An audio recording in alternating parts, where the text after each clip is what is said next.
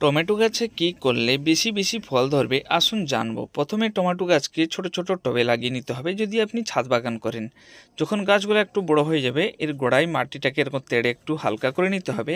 তারপরে দিতে হবে এনপিকে 10-26-26, অল্প অল্প পরিমাণে দিয়ে এর উপরে মাটি ঢাকা দিয়ে জল দিয়ে দিতে হবে। কিছুদিনের পর গাছগুলো অনেকটা বড় হয়ে যাবে, গাছের গ্রোথ খুব সুন্দর দেখা যাবে, তার সাথে সাথে গাছে ফুলও চলে আসবে। এই গাছগুলোর গোড়ায় আপনি সার না দিয়ে পুরনো গোবর সার দিলেও খুব ভালো ফল ধরবে। এবারে ফুল থেকে টমেটো ধরতে শুরু করবে।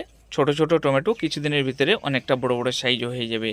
আবার কিছুদিনের ভিতরে টমেটোগুলো পেকে লাল হয়ে যাবে। বন্ধুরা, পুরনো পাতাগুলোকে কেটে বাদ দিতে হবে, তবে গিয়ে টমেটোগুলো বড় বড় সাইজে হবে। গাছের গোড়া থেকে পুরনো পাতাগুলো কেটে সরিয়ে নিতে হবে।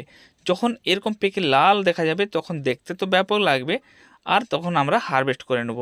ভিডিওটা কেমন লাগলো কমেন্ট করে জানাবেন। ভালো লেগে থাকলে লাইক শেয়ার সাবস্ক্রাইব অবশ্যই করে নেবেন।